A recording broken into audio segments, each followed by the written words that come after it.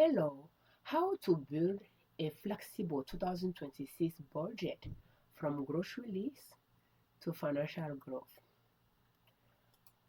Well, let's take a look at a budget spreadsheet here. And that is just the way I like to create it, but you can create yours differently as well. So you wanted to have a, a section of it for income. So where you will put your household income and you can use the average income, especially if one spouse of income fluctuates. You can use the average, but I would prefer you use the least um, amount, because you are going to build a budget for the month based on that. So you do not want to use an average when some months you may not have that high level of income, even if some months you'll have um, higher level of income. So pick what is the most recurrent income or the least to use, and from there work on your monthly expenses. And if it is like, you know um, for instance, if it's you get paid every 2 weeks, for instance, you'll add them up. This budget is by the month. So now you work on your monthly expenses. Those are your regular expenses. I like to call them fixed expenses because in some way you have an idea how much you pay for those. Even though term to terms they might vary, they are fixed. And I include grocery and gas here as well, and I made them fixed by taking cash out, and that cash is used. Whether we use it all or not is fees when it comes to our checking account. So we have an example here. And if you have daycare, you will include daycare. If you have a rent or mortgage, the minimum payment a month, you will include it. So, and that will pretty much, we have an example of those.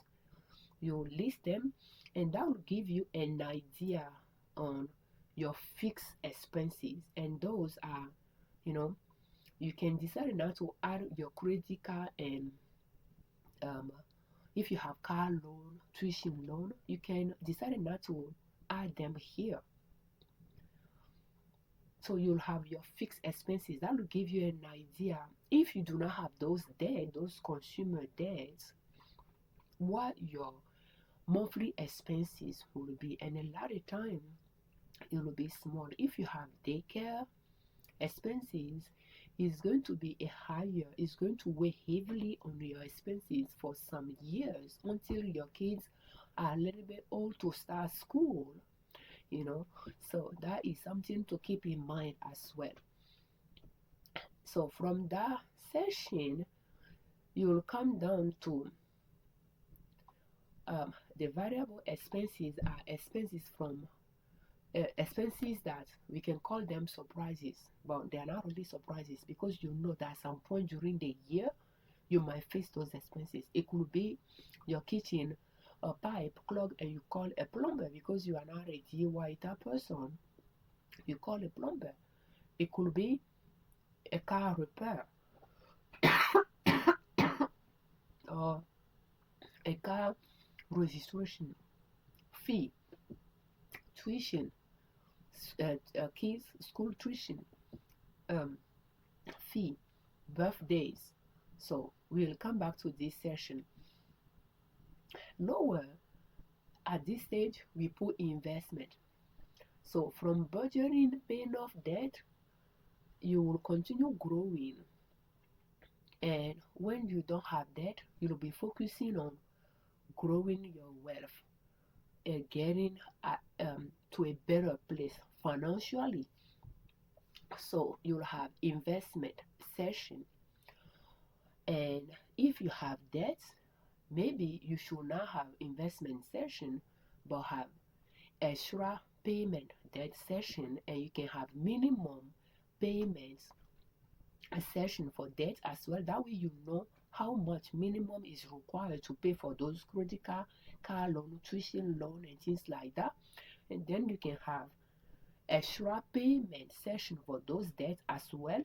That way you can allocate your extra um, fund to the next debt you want to pay off. If you want to focus your energy to debt and pay them off first before you start investing.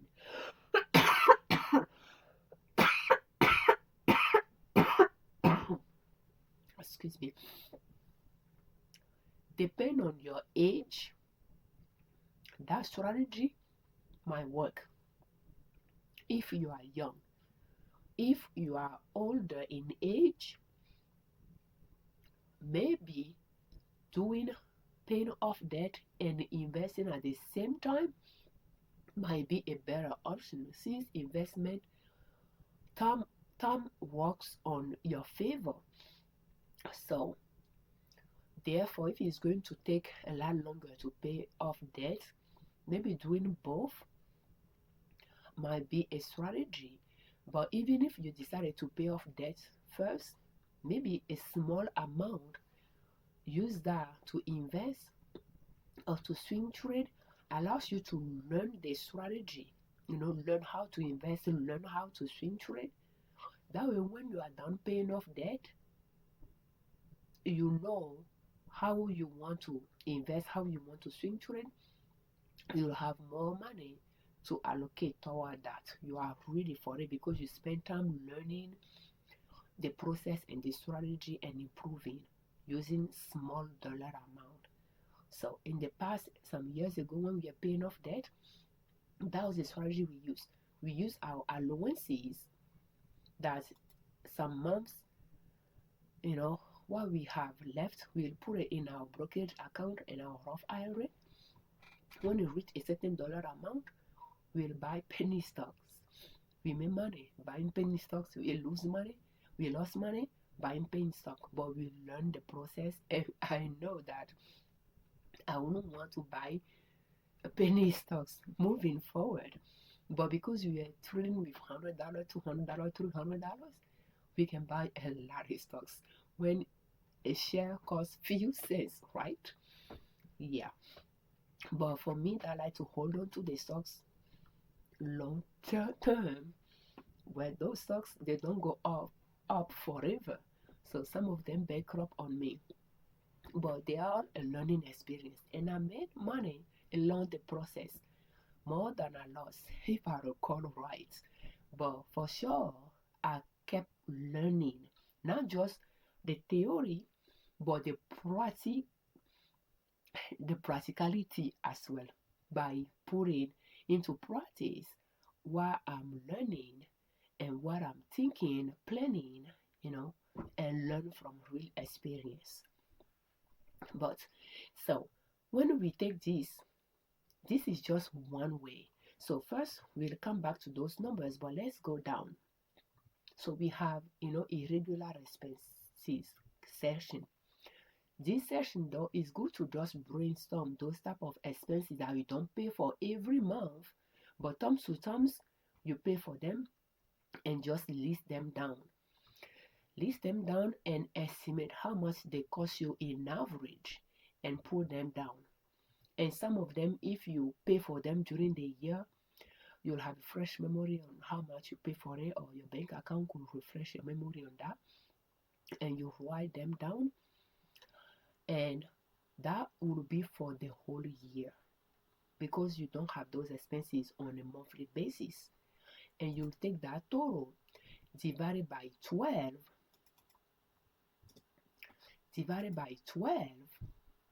and that will give you how much you should be saving a month for it. The average does not mean you will have to face that level of expense extra every month, but yeah, that gives you an idea. So that is the calculation there. So if we take this example where I have those two incomes there, total to 6,300 a month, the way I did it is I say, okay, 50% of that will go to our investment. 25% will remain in the checking. 25% will go into saving for irregular expenses. So 25% is that amount, and I have formula there for it. So that tells me this 25%, which will remain, in the checking as well, is high enough to cover our budgeted, um, basic monthly expenses. So you want to make sure the way you are allocating your budget, you put enough in your checking account to pay for your basic expenses, and from there you save some for your irregular expenses, so that when you have those expenses, if you use a credit card to pay for something, when the credit card is due, you just pay off in full. So, and you can see that 1,500 is little bit less than what we anticipated here, about 2,000 a month. But that is you know um that is the budget there. So it does not necessarily mean that we will encounter all those expenses, and frankly I will have to review those, recheck those numbers to see if I want to adjust them also. And I think there is certain things that are moved below here as well that I have to review as well, like trying to buy couches for us. We put it down here, and we have these things building to where here at the bottom here, but you know we are not doing much with it, but that just gives you an idea. And for the first month, we'll go to January here. So for the first month, we have incomes added to it. You can see that this income is already more than what we budgeted. You want your actual income to be more than your budget. That gives you free leeways, more room in your budget. Your budget is not too tight, it's flexible. So yeah, so make sure your actual income are higher.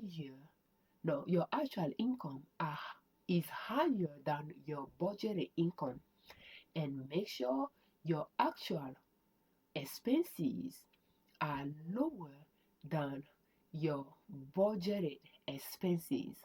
And that's how you make sure you have enough money to cover those expenses. At least that's the way I do it. So we have those incomes there, and the way we like to do it is, it took us a while to get to this stage though. So this budgeting is not necessarily for somebody that has a debt and is trying to pay off debt. It's more so for somebody that is done paying off debt, is at the next stage of their life, are trying to generate streams of income, to not to rely solely on a job for as a main source of income to provide for you know their household need, so their family need. So that is a next step in your life. So just keep that in mind. So now, having the income here, we what I like to do is, when you have this budget ready there, you just copy and paste as the budgeted income, the budgeted expenses for the month. And as you pay those, you go to your bank account. It could be, frequency, depending on how you wanted to do it, how often or not often during the month that you want to do that. And as you pay those bills, you come here and you replace those with the actual. So, and if you have a spouse, it's good you both sit down and work on your budget. I had to say though, it's kind of hard to find time for both you and your partner to sit down and work on a budget together. So, one way that I found that it can be a little bit faster is if ahead of time you make those entry to the spreadsheet, and later when you both sit down, you open bank account, investment account, and you review things together. Went to critical transactions to see if nothing is fraudulent activity there, and see if those critical expenses were already recorded, in the irregular expenses sessions, and pick critical, every partner pay, their credit card before you even by the due date, before you have time to sit down and work on things together. But you just have to find what works for you. But yeah, you'll replace those budget by the actual cost, and the actual cost can vary. We can see an example later. And then again, you can see here the actual investment amount here is higher than what we budgeted for it, which is good. It may not necessarily be like that throughout the year. And then we have, the saving for this month that is a little bit higher as well than what we budget for. So that's good. And then we have that, again under the irregular expenses section, we added to it. So that is how you design your budget by the month, and that is the layout. You can do that in a Excel spreadsheet, you can do that in a Google sheet. We are going to take a look at a grocery list here, but let's take a look at 2025 here. So as we take a look at 2025, I'm trying to put some dates here. That is the last time my husband and I sat down and work on budget. So you can see we have 3 months that we need to work on. But for the time being, I entered, actual expenses in to the best of my knowledge. And but we know that there is, some cash that will come out that we have not done it yet. Because to be able to force ourselves to sit down and work on our budget together, we say that we are not going to take grocery money out until we sit down and work on our budget. So therefore, we have not taken money out for groceries for those past 3 months, and yet, we celebrate, we have celebration during this month. We might see some pictures later as well. So it could be maybe when we discuss our grocery list, it might explain how we can go months like that without taking money out for groceries, even though we have been shopping for groceries throughout the month. Even was it 2 days ago we bought some groceries items, but again for money we took out for September grocery budget.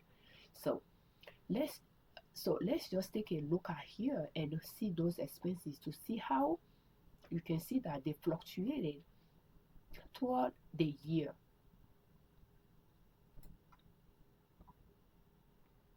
And the irregular expenses, we because we save money for it, we move money from the saving to the checking to pay for them. So I have a formula to pull those irregular expenses as we record those receipts, to pull them to this row as well, so that we can take a look at those. But you can see that fixed expenses, they do vary as well, again because utilities, we have a budget for it, but the actual cost can vary. So as we take a look, we budget 1,500 for 2025 monthly expenses, And some month we went a little bit higher, you know, um, and some month we were a little bit lower.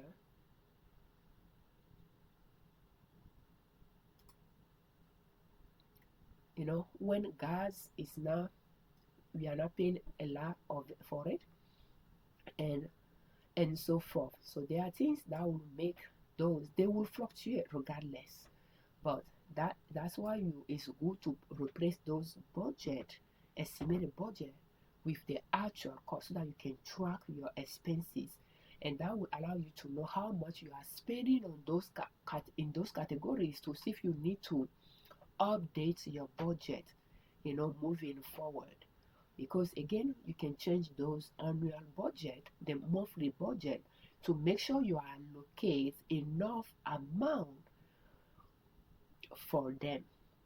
You want to make sure you are keeping enough money on hand for your need, for your household need.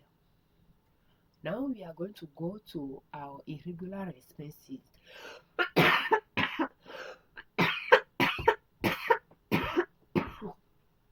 Excuse me. Excuse me. So they include some wants as well.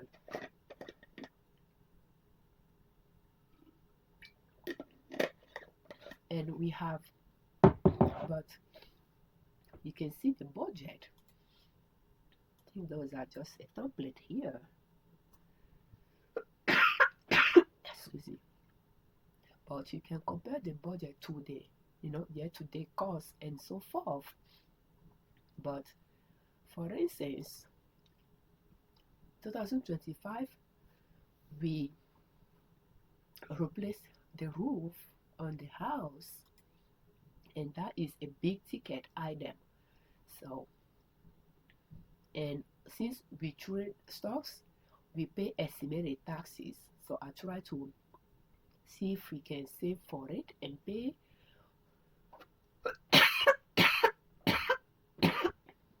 Even though we didn't budget for it, we pay through our saving account as well. And some month, instead of sending money to the investment account, we just keep it so that we can just pay estimated tax from there. But it just gives you ideas on different type of expenses that can be under irregular expenses. And there is an expense here that I'm not seeing, is we purchase laptops for the kids this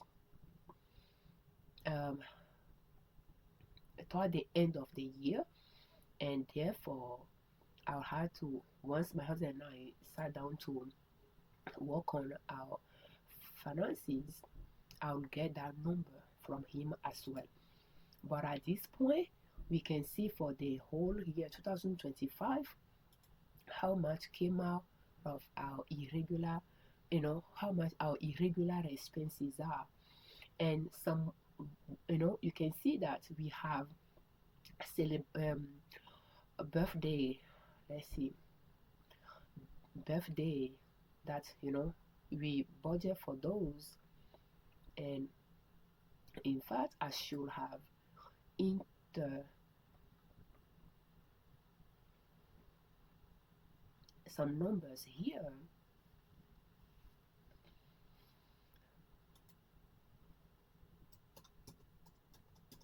that I didn't.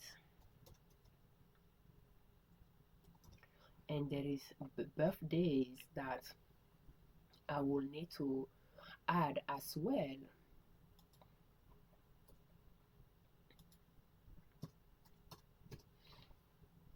There. So, but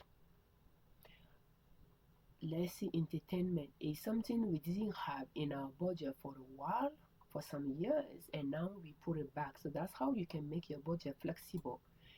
As you have room to bring someone back in, it's okay to get them in if you can afford them. But and I like to separate things like this so that if we need to go tight, we know which session we can suppress, we can reduce, we can eliminate for, or we can post for the time being and so forth. But you don't have to be that detailed. That's just a personal choice. I'm a detailed type person, so, and some people are big picture person, so just have to choose which one works for you. But it just allows that if we need to be tight on our budget, which category we should eliminate, or if we want to closely analyze those to see, if something went out of hand, how can we improve it going forward? We'll be able to know. But doing it this way, when you are buying things, sometimes receipt won't tell you clearly the name of the items for you to have an idea what category it is, especially if you are going to record those receipts later. And sometimes when you buy different things from different categories on one receipt, you can just put it in which category you feel comfortable putting it. You don't have to spread it all around necessarily. But it's okay to make it flexible. It doesn't have to be too rigid. To make it simple for you, that if you spend some time find some time to work on this, you can enjoy the process and do it. After all, it is your money. You work hard to make it, and you are spending time to make sure you are grateful for how much you made, and you are aware of how much you are spending. You you um you are allocating enough for your household need.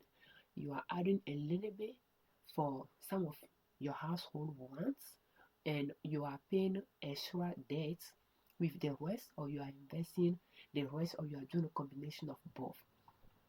So, and I don't know, this is a new um things we added maybe the past 2 years or so. But yeah, this is just you know um yeah, an overview, an example of it. So now let's go back to 2026 and take a look at the grocery list. And again, this grocery list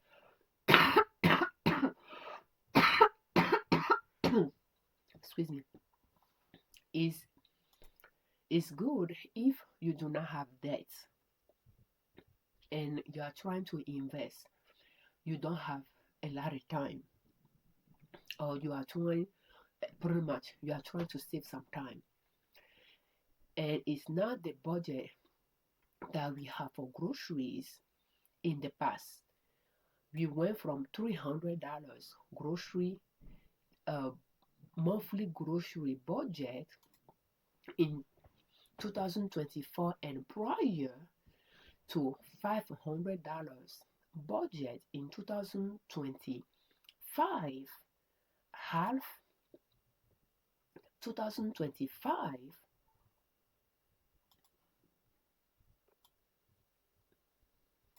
all the way to July, and then switch to 2026 because again it need some increase there. So we have those two. This one probably based on 500, and this one based on 600. But the idea behind this is, and it's something I decided to do in 2025 when I started with 500 and later move it to 600, is because when it's time for my husband to do grocery shopping, yes, he does the shopping. I don't like doing shopping. I can shop online, but I don't like to go to the store and do shopping because I like to read behind uh, the ingredient for every new items that I'm purchasing, and it can take time and it's exhausting. I can do research online, do shopping, or writing down that I'm going to buy, and take my time until I'm ready to, make those purchases, and I can just buy those things. But going to the store and buy things, yeah, my husband does it, and we don't have to take kids there all the time when we are doing shopping. So so when he wants to do shopping, he takes money out for shopping. Sometimes I don't have the grocery list available for him to do the shopping, and sometimes I might dread it, and So therefore, I decided that in 2025, I'm going to create a list that is not based on sales. That way, if that list is set, he can just take it to the store and buy things. And again, the way we buy groceries, we stock up and we pull things from our pantries and freezers to do our cooking, and we purchase things to replenish our stock. So, in the past, with $300 budget, we buy things on sale. And back then, we can find meat on sale. We'll buy meat on sale. Chicken in summertime, it goes on sale. We'll stock up. A fall for pork, we'll stock up, and we go through those throughout winter. But those things don't go on sale much, so anymore. They do goes on sale. They do go on sale, but the price is not that low. So therefore, we updated our budget, and it's good to know while you cook your meals. And when you know your meals that you cook, you can break down the ingredients that you use to cook them. And then from there, you can estimate how much you need of those ingredients for the week. And you can just tell me by 4 to find it for the month. And that's what we did. And I started with a full list. And that list is well over $800 for the month. And I didn't want to go from 300 to 500 to 800 monthly budget all of a sudden. It was just too much for me to accept. So the way I did it is I divide that in two, because there are some certain things that we may not finish in 1 month. So it might make sense to split them, and therefore I create even and add months so that I can see if I can stay within an acceptable budget. And I was able to get it to close to 600. And as you can see, some zero in some areas, you can see some, um, in some other areas as well. So and I think this one tend to have celebration separately: meats, fruits, cleaning, vegetables, snacks, and then I even have granola session, and then basic staple. And I believe it total to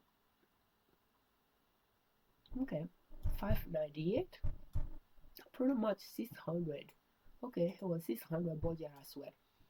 But then I decided that I'm going to incorporate those things within the category. So under basic staple, granola, you know, ingredient were included there. If they belongs there, I have my vegetable section. I like to grow things in our own garden. I like to grow vegetables and fruits. But again, it's a learning process. There is a growth there. We are not able to 100% grow our vegetables. So even this year, last month, I purchased onion quite a bit. In years, I have not purchased onion and garlic because our garden supplement or provide those. But for the past 2 months, I purchased onion. So, and it is okay. So I have this, budget here for the time being, and I know that if I don't buy, I can save that money to buy seed to grow things in the garden. So I don't want the garden to be pulling from the checking account, but I want the groceries to be saving for the garden expenses. I'm not talking about tools for the garden, but seeds, fertilizers. If I will use those, if I will use pattern mix, yeah, I want to be able to find some room here for it. But we have some cleaning And you can see that, I try to see if I can um, shift them around here. We have fruits. It's important you buy fruit for your family, because fruit and vegetables is where you are getting the nutrient from. And the carbs provide are filling. The fruits and the vegetables are where the nutrients are from. They are not filling, but they nourish the body. So they provide the minerals, the vitamins, the antioxidant that we need. So so we grow food, but we still buying them because our garden is not providing 100% fruit for us yet. So therefore we allocate a specific budget for it, so that we know for sure we are putting money aside to make sure we are buying enough food for people to eat in the house, for kids to eat in the house. It's their go-to snacks. It's better than sweets. So, and then we have meat section here that we can stock up on as well. So we just have to see. I cook from scratch, therefore those are the ingredients that I buy and I have them. And again, I included celebrations. For instance, shrimps and ribs, nuggets are things that I will use more during celebrations. And pork, roast, and chicken, I can, cook those maybe one pork roast a week, and chicken 1 to 2 a week. The bag is 10 pounds. So, but those are options. Again, we are a family of 5, 3 kids, 2 adults, and we have the budget. So by printing this out, you can just take it to the grocery. You can just go to the grocery shopping and just buy things from the list without having to think. Yes, there is minimum um, brainstorming that we have to do sometimes. If there is something we want to buy, it's not on the list, and there is something on the list that we have enough of that we can go without, therefore replace it with what we want to buy. We can still do those adjustments. But as you can see, it's just a grocery list to stock up, and then from here we can cook.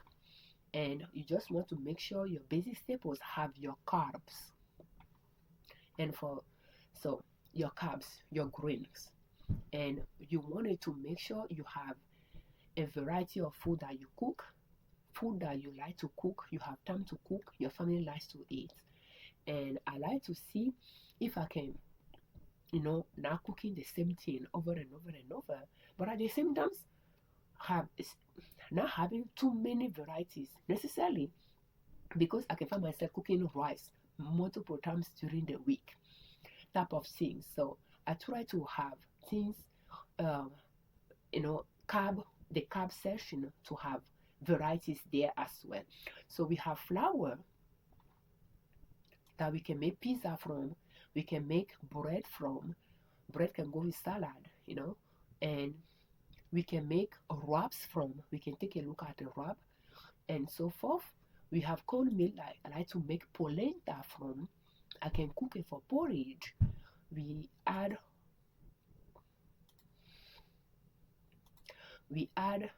tortilla here that we can make chips from.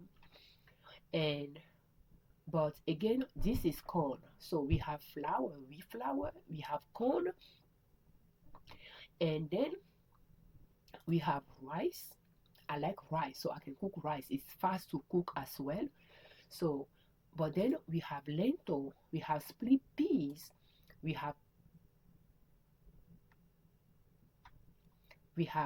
wheat, corn, rice, lentil, split peas, pasta.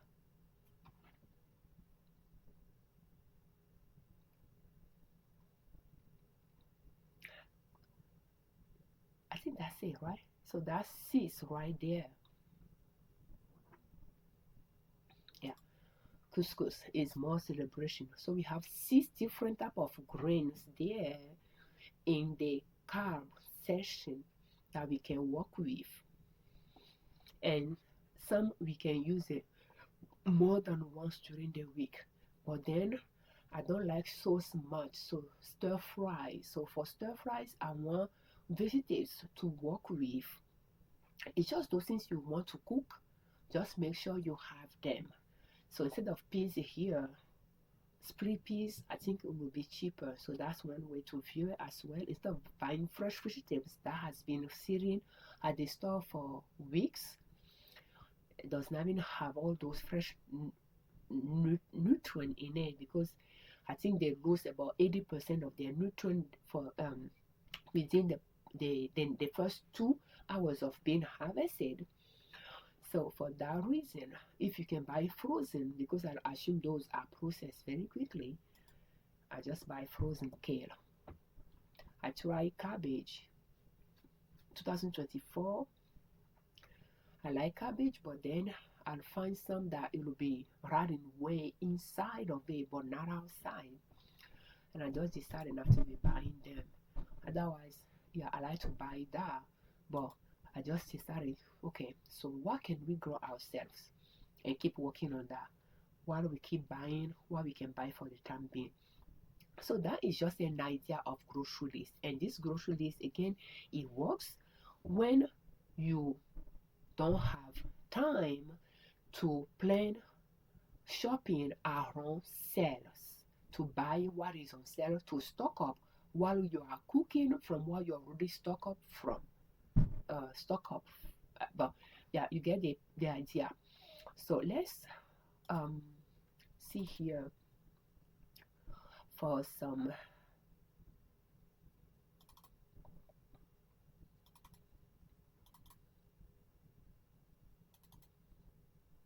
So we can just go through. This is December um shopping, and you can see that, sorry, it's now one turn. In fact, I think we did this shopping in November or early December. I'm not entirely sure anymore, but oh, okay, early December, again, probably using August budget, and we stock up on those chips because the kids take food to school. So for their food to school, it comes out of the groceries as well.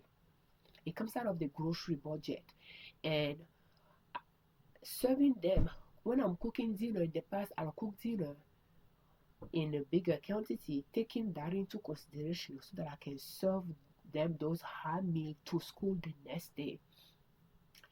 But they tend to bring those food back, and when they bring it back, I'll tell them to put in the trash because it has been out, what, outside of the fridge for hours, even though they'll have their cooler. So now I'm trying to serve them things that when they bring it back from school, they can still eat it. So for that reason, I'm making granola, and we can see some kefir. So our yogurt, that's why I'm buying this milk. Can use it to make yogurt or to make kefir, and I will make granola. And we should have granola things. The nuts, the those are granola things with the oat meal. That way I can serve them those. They can bring it back, they can still eat it. And then they have chips for snack.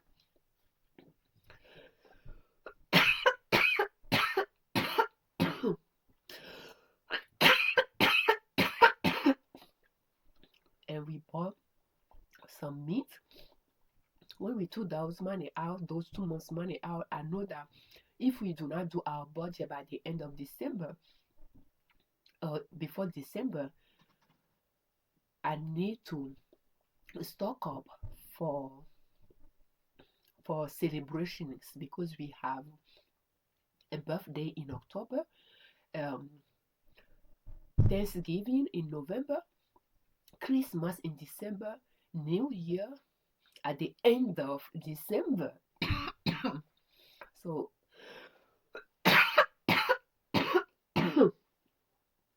in January, excuse me, in January, but we are not going to shop today.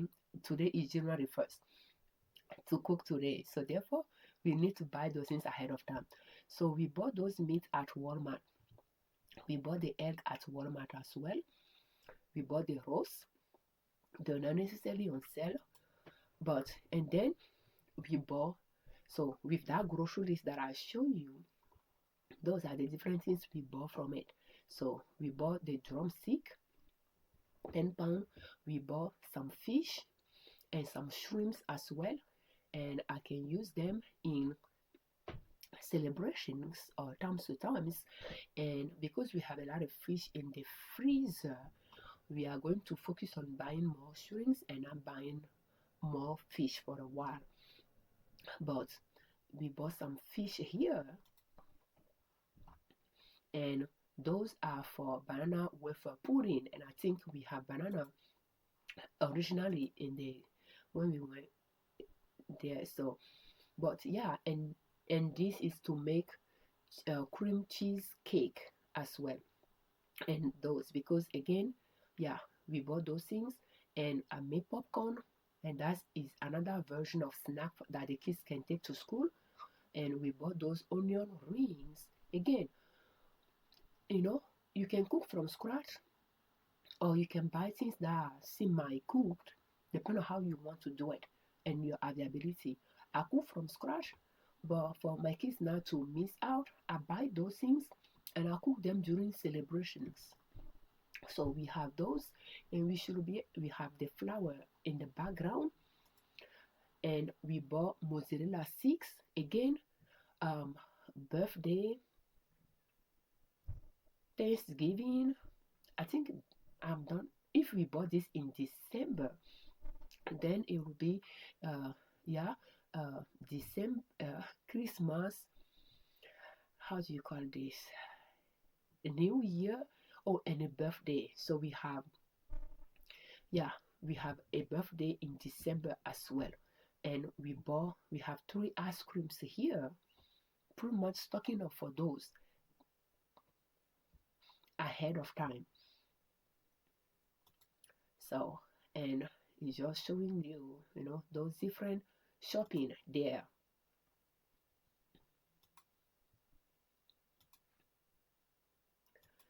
Okay. Uh-oh. It's not necessarily when those things were purchased, but when I saved the file, I took those pictures. So, but again, that uh, budget, if I turn a little bit, when we are buying those things, we are trying to, see what we should buy, what we should not buy, because I was focusing more on buying things for the celebrations. Since we have things already stocked up, what we need to buy to replenish because we are low in those, and what we need to buy to stock up for celebration, so that I have things for celebration. So but it's just an example of the groceries. Once you print it out, you have it. We just put them in plastic sheets, and my husband can take them to do the shopping.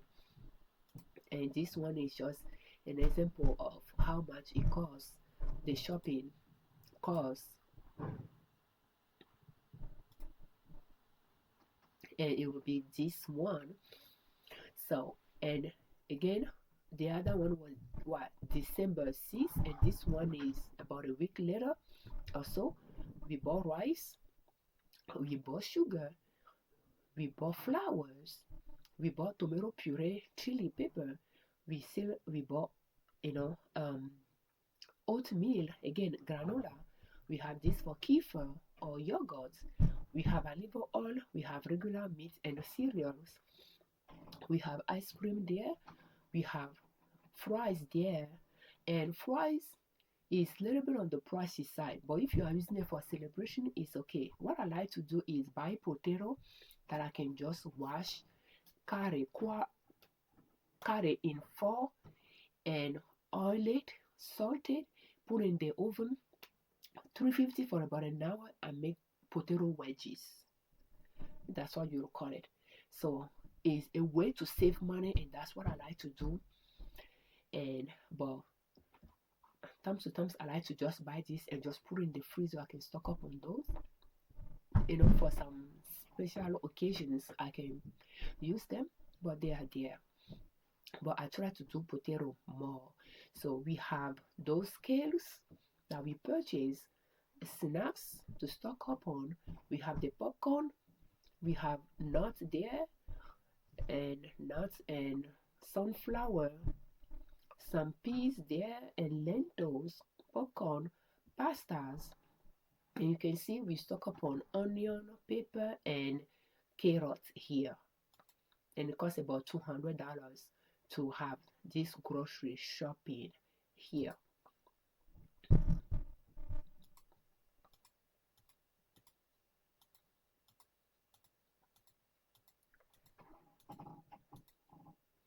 And that is kefir. So instead of making yogurts, I decided that because November, December, winter, we get sick in the house. When kids are going to school, they come back with cold, and pretty much they just pass it around. Instead of making yogurts, kefir has more um, antibiotic probiotic in it. So I prefer to just use the milk to make kefir, and that is kefir brewing there.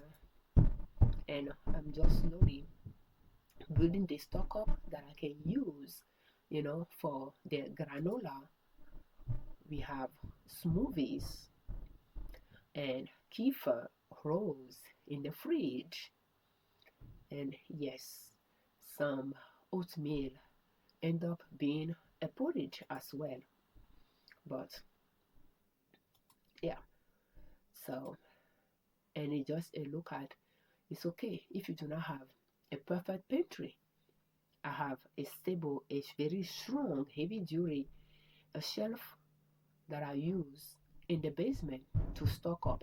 We have flours, sugar here, my granola section, my bean section, because I have pinto bean for some years now. That's still there. We are not done cooking. We have rice at the bottom, and we have some jars that I'm piling up here. Tomato puree session, popcorn session, peas session with couscous and uh, chili pepper. We have all down there, and this container I just put the snacks there, the chips in it,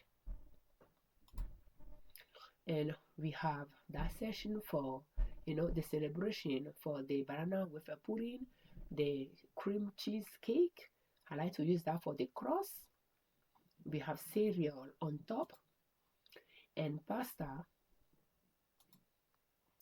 and this is just an example. It's another fridge, but it's an example of chocolate chips cookies. I like to make some for myself and make for the kids as well. And when you are making those things yourself, you can, is oatmeal version, so you can control the level of sugar and the level of chocolate chips you put it in there as well. And those are fruits we harvested from the garden, quincy and some apple there, and that is quincy. The apple are shriveling in the fridge. I'm not entirely sure why. I don't know if I picked them too early or not, but they have hole on them, so like warm inside of them. But other than that, I don't know why they are shriveling. But this is quincy, and quincy, I don't know if I picked them a little too early or not, but I put them in the fridge so that they do not ripe too fast. And that's something you boil, no, it's something you bake. But I slice it and use it in stir fry just fine too. But yeah, it's quincy here, and in that container too, from two trees. And the egg that we saw prior is in that big box. I use ice cream container. Of course, since we use ice cream, we have empty containers. So I use the containers to put it in it. So when you buy egg, because it's on is more price is cheaper if you buy it that big of a box. Ice cream container could be one way to divide it so that it can fit in your fridge.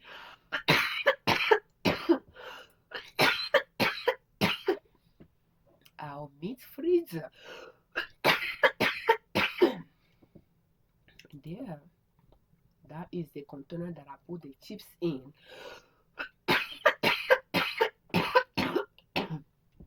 Excuse me. We have the olive oil there and the peanut oil.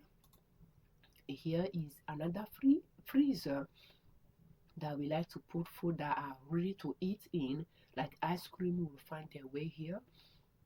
Granola, I like to freeze granola, and when I make it, I'll put it in jar like this and put it in the freezer. We buy garlic bread on set, I'll put it here, and that is an example of granola. And those are the vegetables that we purchase.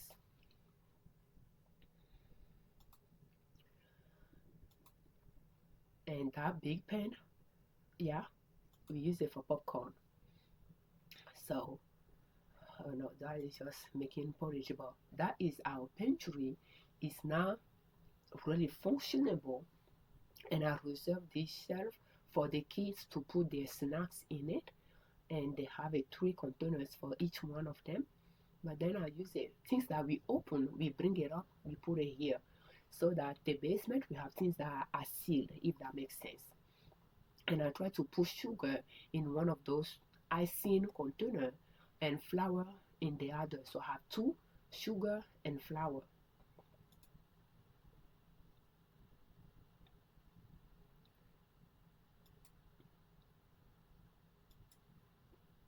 And if you have a blender, you can make your own smoothie. Once things are open, they are here.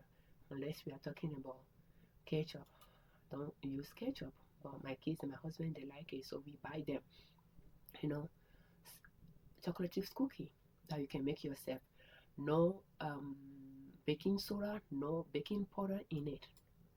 So pretty much make oatmeal pudding. But I think I use seal oats, seal cut oats for the pudding, and serve it with some nuts in it for the ones that want nuts. That's one way you can use those that you bought for granola as well. While we are baking, those are just example of things. So, and yes, we chop them up and freeze them. That's the way I like to use my vegetables. Just freeze them. That way it makes it easy. You prep it, you are going to wash those things, just get it done once and freeze them. That way when you are ready to cook, you just have them, you just scoop what you want from it. I still have 3 bags in the fridge that I need to go through. I like to shred those. We have onion that you can do the same thing as well and freeze. Yeah, do the prepping when you can. And pretty much we froze what we want to freeze, and we made stir fry that day as well, and that is the quincy, so that I added to the stir fries. And those are how I chop up those vegetables and froze them. And that freezer is a small freezer for vegetables. It fills up very quickly. So that is a meat, uh, pork without the bone in it. When you find it on sale, you can buy it, and takes the time, slice it, and just wrap it and freeze. And I like to, don't know if you saw it before, but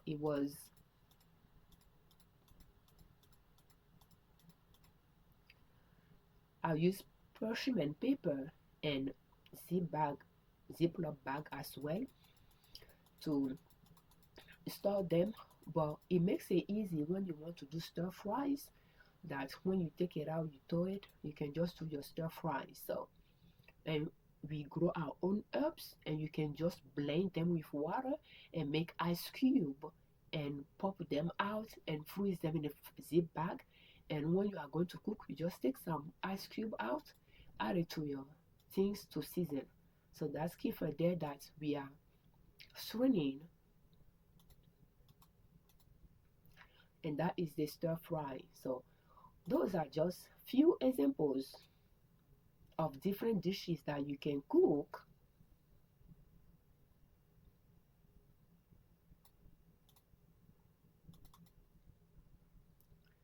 with the ingredients that you purchase. And that was the stir fry.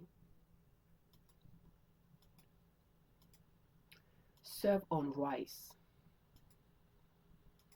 I have a lot of leftover of that rice, but serve all the stir fry on it. It was delicious. So, but that's one way, one dish idea there.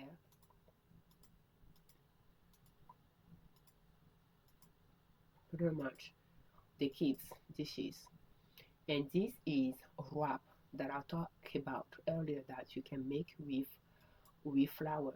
So, and we made the filling for it as well using again the same ingredient that we purchased.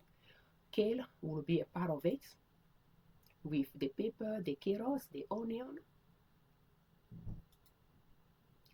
and yeah, we are making that wrap. It's like kind of tortilla type, but and we will fill it, fry it completely, or fry it and then put in the oven and bake it to finish the process to make it crispy, or fry all the way. If you want to fry all the way, we do both. But that is something you can do from flour as well, and the vegetables. So, and this is another grocery shopping there, because again my husband will do the shopping in sessions, since we have different sessions on the grocery list, so that is not overwhelming. So we bought this um, laundry detergent, some natural cleaning baking soda and washing soda, more kales, potato here for celebration, salt, onion, carrots, brush, toothpaste, soap, and this soap, in this shopping. And this is granola that I was making here. I like to bake the oats, and in this I just make the syrup, sugar and water. There is a specific measurement that I use for it, and I will just mix it all up, put it back in the oven, bake it, and fill those. And then I'll let them cool, and then I'll fill them, and I'll put them in the freezer. So this has that sugary syrup mixed to it. So when I'm serving it, that's when I'll add the nuts, the seed, and if you have dry fruits, you can add it to it as well. So, like for instance, I have kefir there, and I just add those things to it. You can see the combination of it, and that is, an example of after you made the granola, how you can,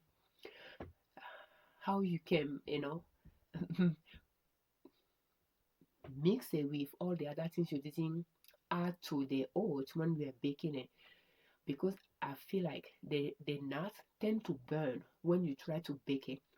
So I like to bake the oats thoroughly, to cook it thoroughly, and I don't use honey because some people say it's not good to heat honey. So I just use sugar, and I found a way to make it that is not too sweet, because the kids they tend to eat it away from what I serve them with when I made it with a good amount of sugar, so that it can sweeten up the yogurt and the kefir. They will eat it separately. So therefore I decided that if I'm going to sweeten the yogurt or the kefir, then I want to decrease the sugar in the granola. So I decrease that. And you can add peanut oil to that syrup that I was making as well. That is another version that I make. That way you have protein in it as well. But again, you are getting protein from the nuts as well. So, but again, we have our kefirs there and our leftovers. But those are just different things you can cook from your grocery shopping. And we have our chicken here, the 10 pound. I just salted and put in the oven, bake it for about an hour and a half or so. And when it's out, it's served with stir fries, vegetables, excuse me, and the rest will be put in the fridge for serving throughout the week. And I like to cook this way. That way, people who don't want sauce, they can still have meat with what they are eating. Or if I cook something that does not require sauce, all my meat is not in a sauce, but is available that I can serve it with other dishes. So that's the way I like to cook. And I can save the fat, and the fat from the meat I can fry with the liquid from the meat. I can use it as a broth in other things like soup or stir fries or so forth. And yes, I like to eat the bottom of the rice. It is crispy and I like it. So after I serve everybody and put the leftover away, the bottom of the pan is mine. Is mine. And this is another shopping again. The next time he went to do shopping, so we bought fruit and we bought banana and so forth, so that we have those. And he saw some holiday cookies on at Aldi. That's something we buy every year or so. We use he used credit card, so that means we are going to pay through our saving, not through our grocery budget, and we like to stock up on it as well. So, and we only find those around holidays. There is specific one that we found around holiday that they didn't have, so he found that one and he bought it. So we bought this for our kitchen because again I took the garbage disposal out of my kitchen. I don't use dishwasher. I disconnected, and kids hand wash dishes because they need to learn those, but they like to put food in the sink. So having this in the sink is very, very good. I don't know how I went years without using it, but it's helping catch things. I try to use a strainer, but they don't fit well. But having this, it fits well in the hole without blocking the water to go through, and it works well for it. It's a new thing we are using, and we are using it. So those are just fruit, and with those fruit that we purchase, we are able to make banana with a pudding for Christmas, and we make multiple um, option of those for them to see which one they like. With that a corn tortilla, I don't know if you recall, but there was a grocery shopping that has a corn tortilla there. We fry it, and we have that same pan that is for like the popcorn was in it. We fill it up with this, and pretty much you can have your nacho on a dime. So, and I tried to make cheese sauce. What a disaster! I used 2 pounds of mozzarella cheese with cream, and no, it didn't work. So this is just a celebration of this. I don't know if that was Christmas or what, but we have the nacho with my stir fries, and I have pork rib that I serve on the side of it because I didn't put meat in the mixture, and and just serve it. and they enjoy. Even my husband enjoy. He thinks the um, stir fries work well with it. And this is the wrap. And for this is another celebration. It could well be a birthday. We have that onion ring that you saw. We have it. We have the mozzarella stick. But then guess what? That wrap that we are making in one of those pictures, we have them here and served. So a good meal that of course most of them didn't finish. They just put in the fridge and ate it later as well. Those are just ideas to give you ideas if you like to cook from scratch. Different things that you can make for your family if they will like it. Those are things that I don't like to go to restaurant, but when we go to restaurant, things that I like to see that something I can make. That's how I know that, oh, I like wrap. I like to call it wrap, but it's more like egg roll. Yeah, egg roll. So, and then I say, okay, so how can I make it? And before I will buy the wrapper, and now I just make the wrap. I don't even try to make it thin, no, like the one you buy. No, I make it thick. That way it's filling. It saves me on meat that I will use for the filling. So I like the wrapper to be thick. That's the carb version. And then the vegetables and the meat are inside. That's full meal right there. But then we have that onion ring that we fry with um, um, mozzarella sticks in it. Yeah, and I try to some of those onion that we make ourselves, we boil ourselves. I try to make some onion ring myself. So you can see the coating is not completely like this one, but the kids like the one that we bought, but the kids love it as well. So those are options. Just give you ideas, different things that you can do. And I think this one, after we fry it, we put in the oven for that to continue baking. So we fry it for about 2-3 minutes each, uh, uh, um, and then put in the oven for that to continue baking, frying, baking in the oven. So when the one we saw first, we fry all the way. If we don't have time, because it can take about an hour in the oven, if we don't have time, we just fry all the way. But if we have time, we just fry it quickly and put in the oven and just let it continue. But those are ideas, food ideas, and have leftovers put away for later. So and yeah, those are different uh, pudding, milk pudding.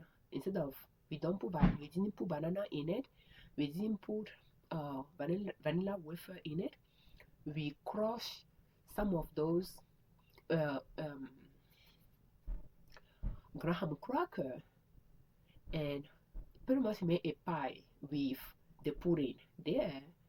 And this one has the banana wafer pudding. No, this one is apple pie with the holiday cookie that we crush to make this apple pie. And this is cookie pudding, no banana. Excuse me, no wafer, but the holiday cookie. Just different way you can make those desserts. The, this became the first one they like or more of, followed by some of them like banana with a pudding second. Some of them like the apple pie second. So it just allows me to know what they like more of, so that I know what I don't need to make next time, but what I should be making.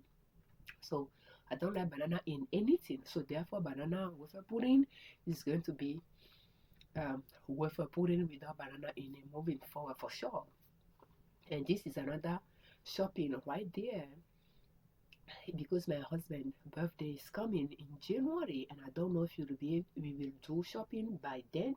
So it's by mid-January. So therefore, I want to make sure I have things purchased for that celebration. And I asked him why he like for meat wise. He said nugget. So we bought the nugget. We bought shrimp, onion ring here. Yeah, and I know that I have mozzarella stick in the freezer. So we have pork roast again from the grocery list. We have meat and we have fruits in this purchase.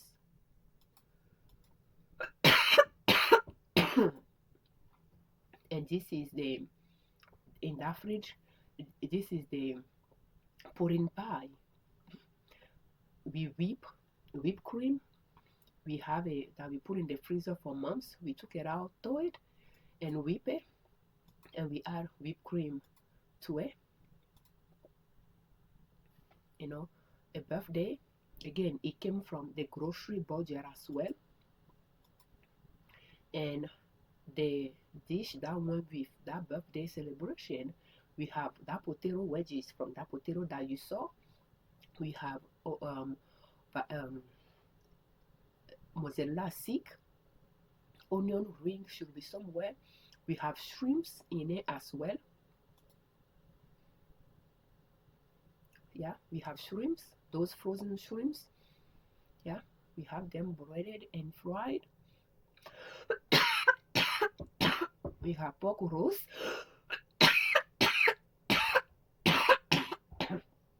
Excuse me. And again, that is an example of a dish, a big dish. And they don't need to finish it all. They just need to put the rest in the fridge. And some of them still have leftover in the fridge that they have been eating from. But again, those are dishes you can cook for a fraction of the cost compared to if you go at a restaurant. Again, a restaurant, they are serving you. You are paying for the service, and therefore, and you are paying for the, they have the table, the utensil, the building that they are maintaining, they are paying rent on, and things like that. They have to charge enough to make profit. So you are paying for those in addition to the food. So therefore, it's more pricier. Having some of those things as a once in a while in your budget, to include some once in your budget, that's good. You don't need to take it out completely if you don't want to, if you like it. But I don't like to eat out. So therefore, yes, we are doing it little by little now, more so than before. But I like to cook certain things, and the kids like to eat those things. So I like to just make a good amount of dish for them that they can enjoy it, and they have everything is something they like. So therefore, if they are full, they know that they can put in the fridge and eat it later, and they can eat it later. So, but those are just example of dishes that you can make from scratch using those ingredients that you purchase from your grocery list. So thank you so much for watching. And again, this budget is well suited if you don't have debts in that, and you can build in some investment. Well,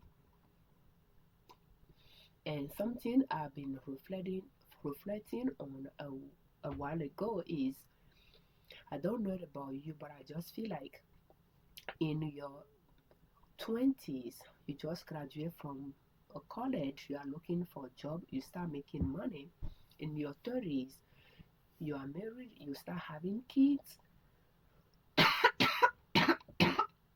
Excuse me. You are paying debts, you are paying for daycare. In your 30s, finances could be very tight.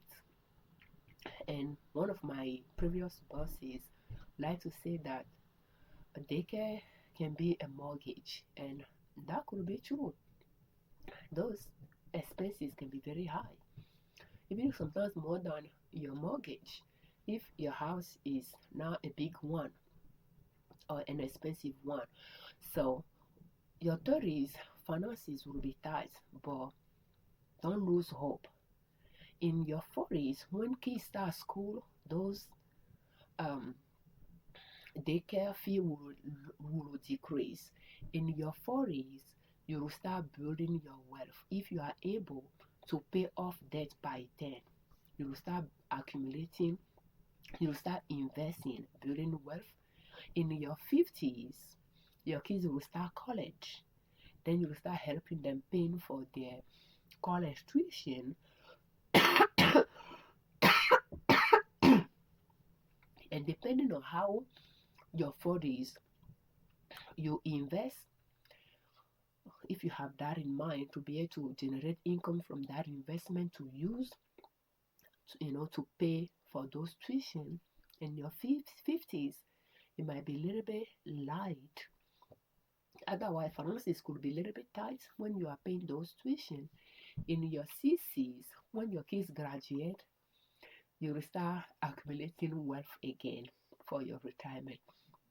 I don't know if that's true though. That's just my reflection. That's just maybe based on personal experience. So if you are in any of those age bracket and you are feeling like finances is very tight, don't lose hope. You will get through it. It might take you a few years to accumulate debts, but it will take you easily as a decade to pay them off if you want to pay it off. And if you borrow money, try to pay it off. It's just going to build your integrity and your character, because once you pay them off, you will be able to use that same discipline to start investing as well. So just food for thought, but don't lose hope. If you are in at the beginning of your journey and you are looking at other people that are far ahead, who knows? They went through the same journey. It was not that easy at the beginning for them. So therefore, at some point in your life, it's going to get brighter as well. Just don't lose hope. Have plan and follow that plan and keep improving. Keep paying down those debts so that as they are getting lower and lower and lower, you will start having more disposable income that you can bring some ones back into your budget and invest the rest as well. But go through your budget while the budget is tight, your finances are tight, to see if there are things you can cut down that are now really a need that you can cut down. Focus on those first. Don't cut needs down, but cut down on wants. We tend to cut down on need, but cut down on wants. And cable alone, 2 years of cable bills can easily be a down payment for some people in some states for first time a home. So therefore, those things might look like a small amount a month, but they are just holes in your pocket where money is coming out of your pocket. So therefore, find a ways to see things you can decrease. That's how we decrease our over $100 a month phone bill from Verizon to Taylor, and we paid about $16 a month. And of course, when the kids reach an age that will give them phone, it will go up. But it's not going to be $100. And later, if our business requires that we use more convenience on phone, we might, I don't know, do that. But other than that, I just feel like it's simple, not convenient, but it works. And I don't use phone to do much. I use laptop. So phone is just for talk or few text. So therefore, I just, yeah, that was one thing we have to trim down. Cable is one thing we have to cut off as well. It was well over 100, I think. But internet is there. So Those are things that you just have to go through to see where you can find money so that you can have some excess to pay down your debt if you have debt, or to put out your investment. And you can go through your other irregular expenses and that you are saving for as well, to see if you need to trim certain things out.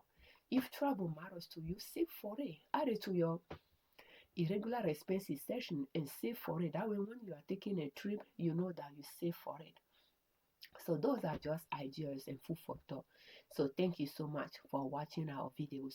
I usually record videos or publish videos related to swing trading.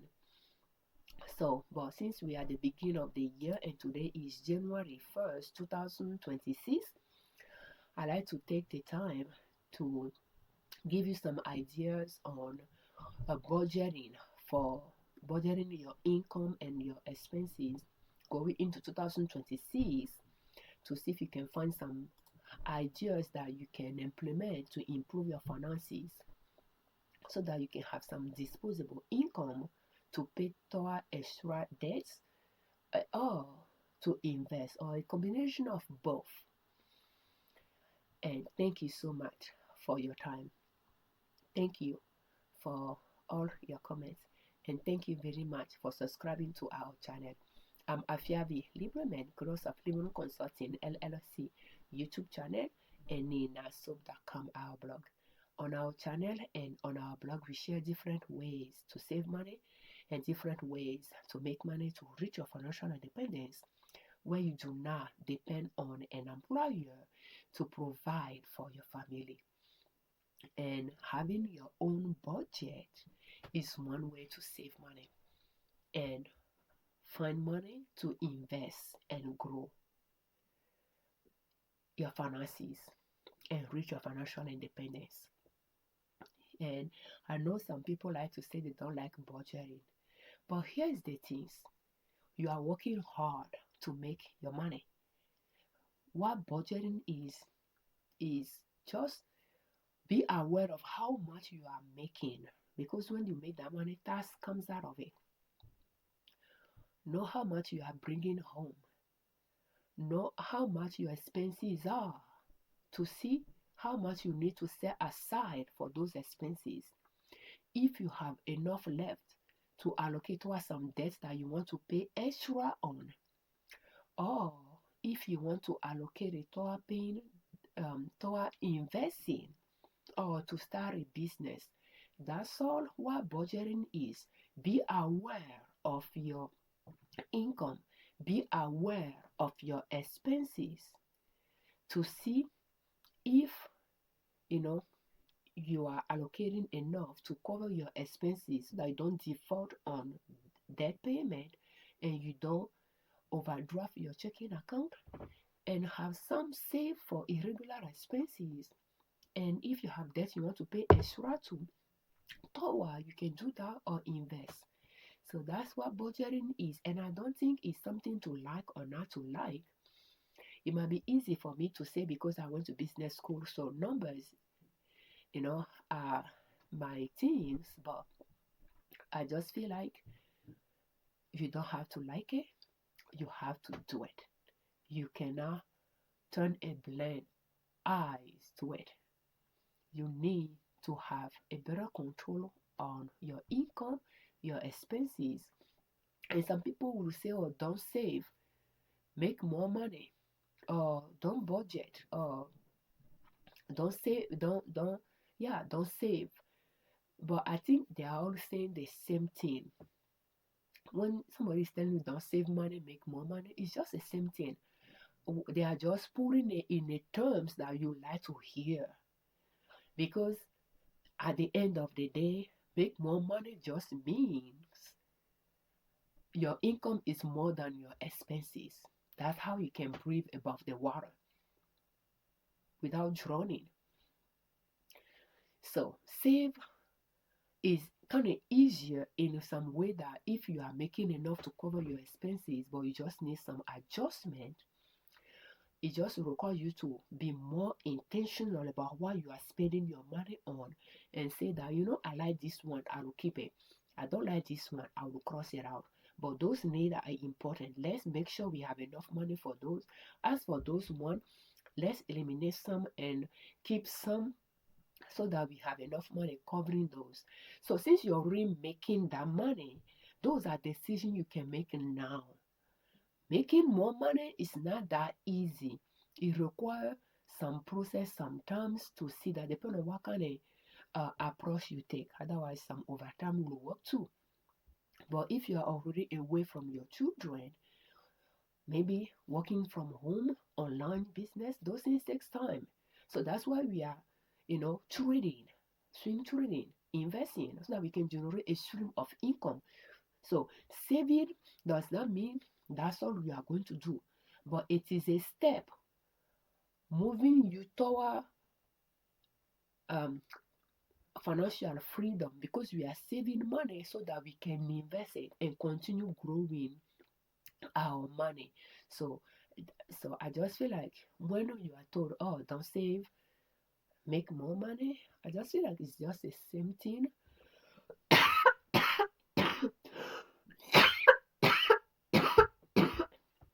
But embellish in a way that it pleases your ear, you know. But in reality, it's a lot easier to save than it is to make more money, in my opinion.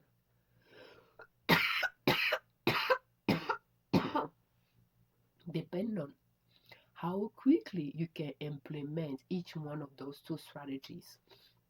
But saving money does not make you wealthy.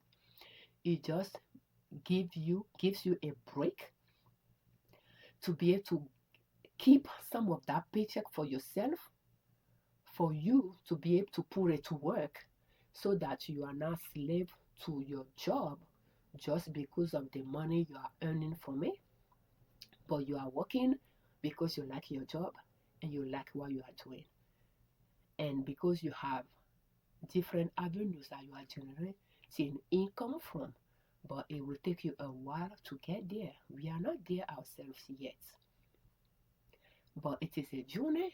Let's enjoy the journey. So don't save too much to the point that you have to have a target, a date on in mind. Some people do that as well. They focus on one thing only. That's a talent, that's personality trait. It works for some people. They save hardcore so that they can reach their goal faster. If that's your option, that's fine. We are all different, but know that you can save and enjoy the process. It just takes a little bit longer, but at the same time, you are learning to spend your money while you are learning to save your money, and you are learning to make more money on the side, on a more passive way, meaning without too much correlation between your time and your money to generate more income from there. But is your money making you money? Not necessarily your time, but your money. But for that money, to have that money, you have to be able to save it from your paycheck. Of course, I'm not talking about borrowing somebody's money, but starting with yours first so that you keep the risk at a lower level, you know, as you are learning the process. So thank you so much for your time. A happy new year 2026. I wish you all good health, because when there is health, anything is possible. So let's pray God to give us health to start this 2026 with us, and go to 2026 with us together, and help us reach our financial goals as well. So happy new year, and best wishes and good luck with your finances. So thank you so much for your time.